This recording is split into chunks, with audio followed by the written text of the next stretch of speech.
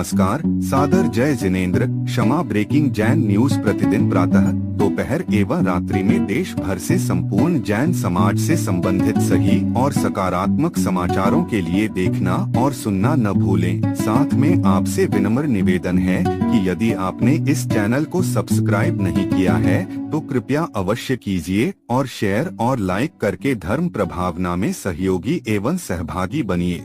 जीव की सेफ्टी के से रिलेटेड है। हम लोग सोच कर जाते हैं कि अमेरिका और यूएई और जो भी आबू धाबी, जो रशिया वगैरह, ये सब बहुत सेफ विकसित देश हैं, लेकिन आज की परिस्थिति में वहाँ पे सबसे ज़्यादा संकट है। वो युद्ध में 1.5 महीने से ज़्यादा हैं। तो ऐसी पूरी दुनिया में ऐसी कौन सी जगह है जहाँ पर हम निराकुल होकर रह सकते हैं? हमें सब संसाधन मिल गए, सारी मॉडर्न टेक्नोलॉजीज़ मिल गई। अमेरिका सबसे ऊपर है सब टेक्नोलॉजीज़ में, लेकिन फिर भी आज वो युद्ध से ग्रसित है। तो महाराज जी, ऐसा क्या कारण है कि इतना सब कुछ होने के बाद भी युद्ध में होना पड़ रहा है, और हमें उनसे बचने के लिए क्या करना चाहिए? आपके सवाल का दो रूप। पहला तो सब जगह कोई ना कोई टंटा है। ऐसा कौन सा स्थान है जहां हम निर्द्वंद रह सकें? तो मैं ये कहूँगा, पर क्षेत्र में टंटा है और स्व क्षेत्र में आनंद है। इसलिए अपने जीवन को आनंद में जीना चाहते हैं तो आत्मा में आओ, वैराग्य में आओ। भर्तृहरि हरि की एक बड़ी अच्छी कारिका है, भोगे रोग भयम गुणे खल भयम वित्ते नृपालाद भयम मौने धैन भयम धने चौर भयम। ऐसे सब करते का लास्ट में कहते हैं, सर्वम वस्तु भयान्वितम भुवि नृणाम वैराग्य मेवा भयम। भोग में रोग का भय है, मौन में दीनता का भय है, धन आ जाए तो राजा से भय है, रात्रि में चोर का भय है, किसी न किसी प्रकार का भय है, शास्त्र में शत्रु का भय है, बल में रोग का भय है। तो ये भय सब जगह कहीं न कहीं लगा हुआ है, लेकिन सब इस लोक में भयान्वित है। वैराग्य में वा भयम, वैराग्य में ही अभय। पर पद में, पर क्षेत्र में हर जगह संकट है। आत्मा में डूब जाओ, पूर्णतः निष्कंटक है। यह दृष्टिकोण अपने भीतर विकसित किया जा सकता है। अध्यात्म की शरण में जाए। फिर व्यवहार की दृष्टि से अगर विचार करें तो कहते हैं, जननी जन्म भूमिश्च स्वर्गादपि गरीयस। अपना घर, अपना देश, अपना गांव, अपना ठाव। जहाँ तक आज भारत और भारत से बाहर की बात है, संभावनाएं भारत में भी अब बढ़ रही है। भारत भी महान आर्थिक शक्तियों के रूप में सम्मिलित हो गया, और आध्यात्मिकता के साथ व्यक्ति जीवन जिए और अंदर संतोष रखे तो फिर उसके लिए बाकी चीज़ें अर्थपूर्ण नहीं रह जाती। तो महाराज क्या करें, हम बाहर न जाएं? मेरा इसमें 2 दृष्टिकोण है। मुझसे पूछोगे कि बाहर जाएं कि न जाएं, तो मैं कहूँगा जरूर जाओ। क्यों? इसलिए कि आज आप लोगों के जाने से भारत से बाहर जैन धर्म जा रहा है। जहाँ मुनि नहीं जा सकते वहाँ आप जा रहे हैं, और वहाँ मंदिर बन रहे हैं, पूजा आराधना कर रहे हैं, धर्म का विस्तार हो। इसलिए जाना कतई बुरी बात नहीं है, जाइए। पर एक बात कहता हूँ, आप भले भारत से बाहर हो, आपके भीतर भारत होना चाहिए। बस ये सोच लेकर के चलो। बाकी ये दुख, संकट, परेशानियाँ तो सब जगह है ही। देश काल की परिस्थितियों को देख करके चलना चाहिए। मैं इस विचार का कतई समर्थन नहीं करता कि हम लोग अपने यहाँ ही सिमट के रहें। हम अपने यहाँ सिमट के रहेंगे तो हम अपने धर्म, अपनी संस्कृति, अपनी परंपरा को विस्तार नहीं दे पाएंगे। पर एक खतरा भी है, वहाँ जाते हैं और अपनी चीज़ों को भूलकर उनकी चीज़ें अपना लेते हैं, तो वो हमारे लिए बड़ा नुकसानदेह हो जाता है। हम जाएं और अपनी पहचान को बनाए रखें और पीढ़ियों को आगे बढ़ाएं। आज भी दुनिया के कई देशों में विशुद्ध भारतीय लोग रह रहे हैं और अपने भारतीयता को सुरक्षित रखकर अपनी अलग सांस्कृतिक पहचान बनाए हुए।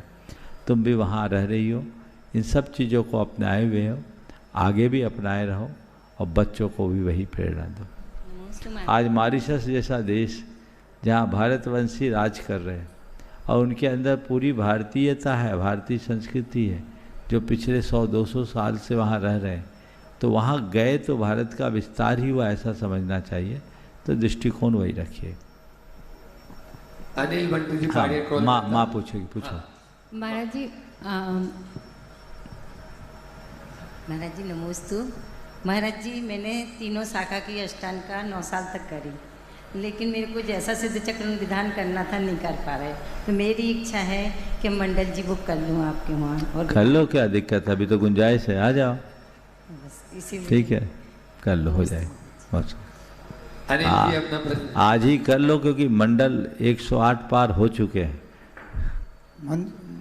और तैयारी कपूर चंद जी जेट कोटा। नमस्ते महाराज जी, मंच आसीन पांचों मुनियों को नमस्ते। महाराज जी, आजकल के समय काल में यंग जनरेशन कुछ लोग दूध को मांसाहार एवं अंडे को शाकाहार मानते हैं। उन्हें कैसे समझाएं? विगत दूध कैसे दूर करें? शाकाहार से ऊपर विगन वाले मानते हैं।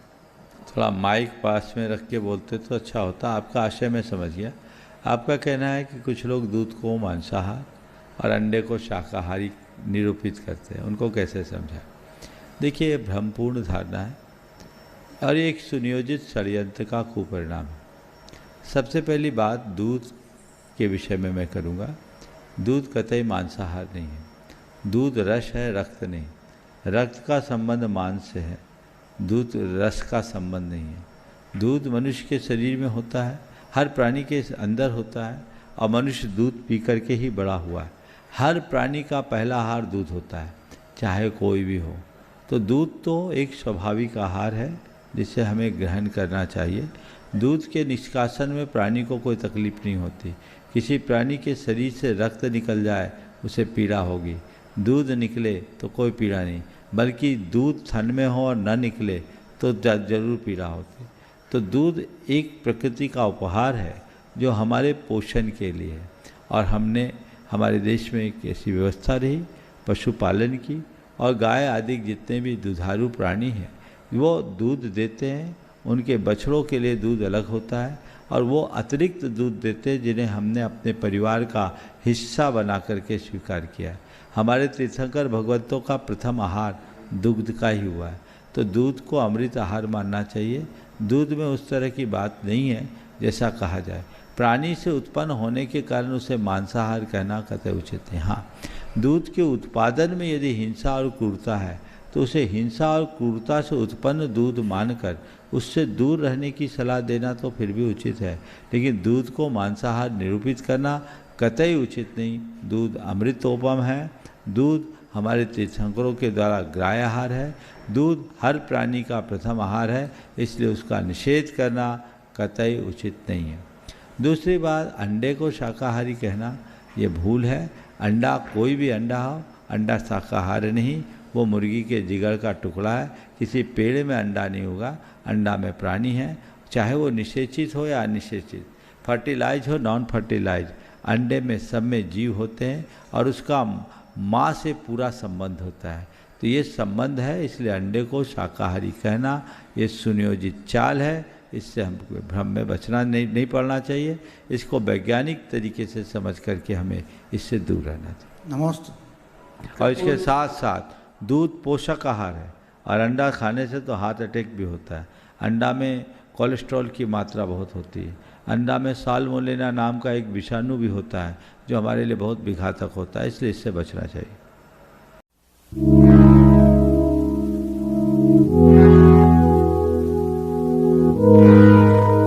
क्षमा breaking Jain news YouTube channel पर विज्ञापन देकर धर्म प्रभावना में बने सहभागी। विज्ञापन देने हेतु संपर्क कीजिए मोबाइल नंबर 9026900740 एवं समाचार एवं वीडियो भेजने हेतु WhatsApp number 9335236222। Kshama breaking Jain news YouTube channel देखने के लिए आपको बहुत बहुत धन्यवाद। सादर प्रणाम, सादर जय जिनेंद्र।